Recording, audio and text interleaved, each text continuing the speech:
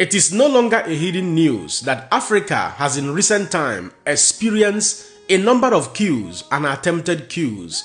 You can talk about Burkina Faso, you can talk about Niger, you can talk about Mali, you can talk about Madagascar, and you can talk about what recently happened in Guinea-Bissau. And in view of all of this, Benin Republic is equally not left out in the equation.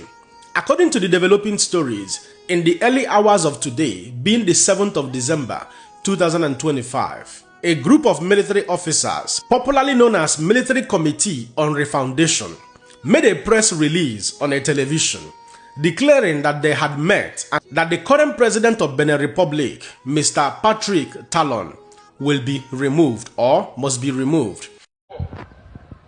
Cotonou, le 7 décembre 2025. Communiqué numéro 2. Le comité militaire pour la refondation CMR, réuni ce jour dimanche 7 décembre 2025 à Cotonou, a délibéré et décidé ce qu'il suit. Monsieur Patrice Talon est démis de ses fonctions de président de la République.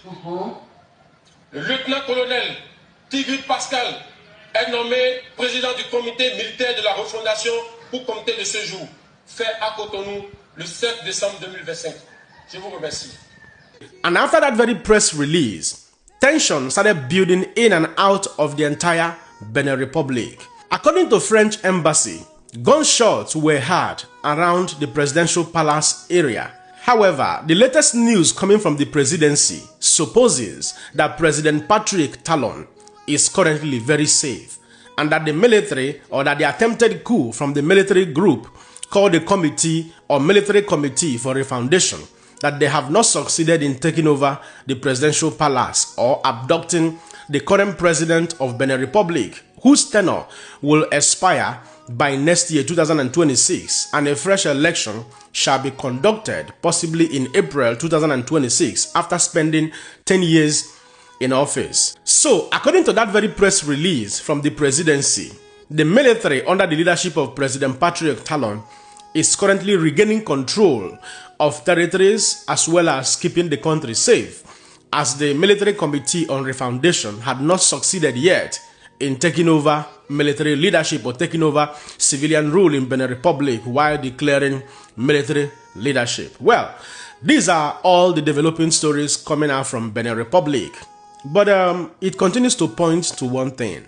While I continue to maintain that I am not an advocate of any form of military coup, I am not an advocate of any form of military leadership, because civilian rule has come to stay, in my own opinion, and it portrays or it portends to be the best, type of, governance. Democracy, for example, remains the best, that gives all of us the opinion, gives us the platform to speak our mind, gives us the platform to constructively criticize the government of the day and make, critical suggestions that goes ahead to translate into better governance. So that has always been my stand.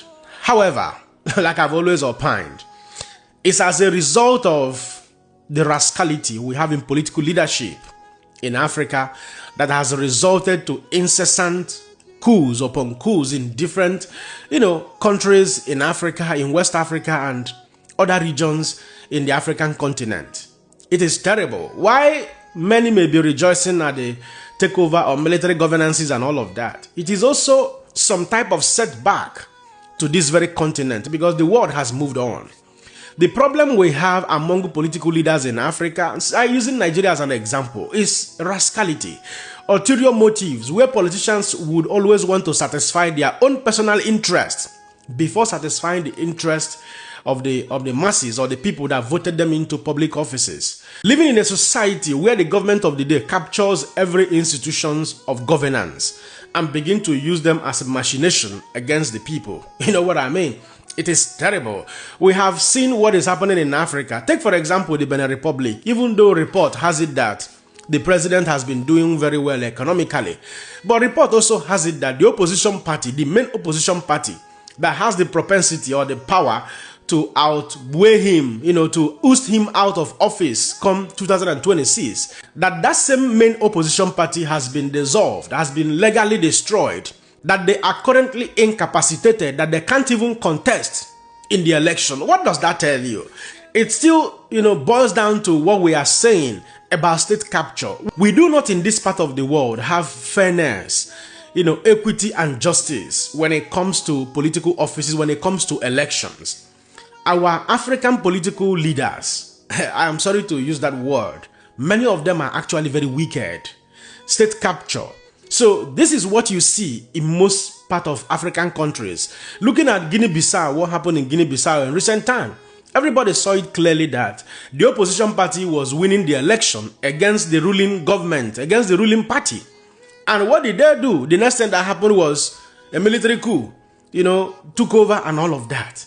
Who does that, in 21st century? So Africa and Africans are responsible for their problems. Africa and Africans are responsible for their woes. And that is exactly the same thing they are doing back home here in Nigeria. In the Nigeria of today, if you think about the opposition party, PDP used to be the leading party in Nigeria until power was taken away from them in 2015. Today, PDP is in jeopardy, is a mediocrity, is one of the jokers of political party in the Nigeria of today. Then look at ADC, for example, look at Labour Party. So what the ruling party does is to go as far as destabilizing the opposition, even causing confusions and problems that will give them opportunity of putting some of their main strong oppositions in jail. If you look at P2B today, they have set so many traps for P2B, for example, who remains one of the leading forces in the opposition without even any defined political party. But his voice has always been causing a lot of shaky, a lot of troubles in the camp of the APC ruling party. So they have set a lot of traps, for example, looking for legal grounds to either put him in prison or, incarcerate him and give him one bad name in order to destroy his chances, his possible chances of winning any election in Nigeria. So that is what African leaders does, which is very, very terrible in my own opinion. Many of you will say, hey, P2B, you too they fear. P2B, they talk. This one, that one.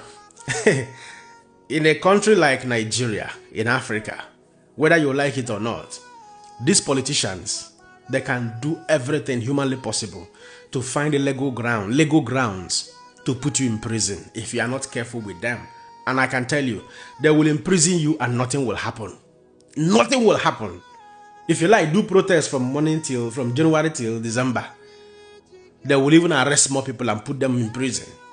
So we must be guided and understand that it is only Africa and Africans that can build and develop Africa. There is no God and there is no Messiah coming from anywhere to save you and I. And the West will continue to laugh at all of us until we are decisive enough to throw away our greed, our selfishness, and realize that it is only we, Africa, that can build and develop Africa. There is no Messiah anywhere that can do that for any of us. Well, at this point, I will allow you guys to be the judge. Don't forget to let me know what you think in the comment section and share this video. Man, another person, Siam. God bless you.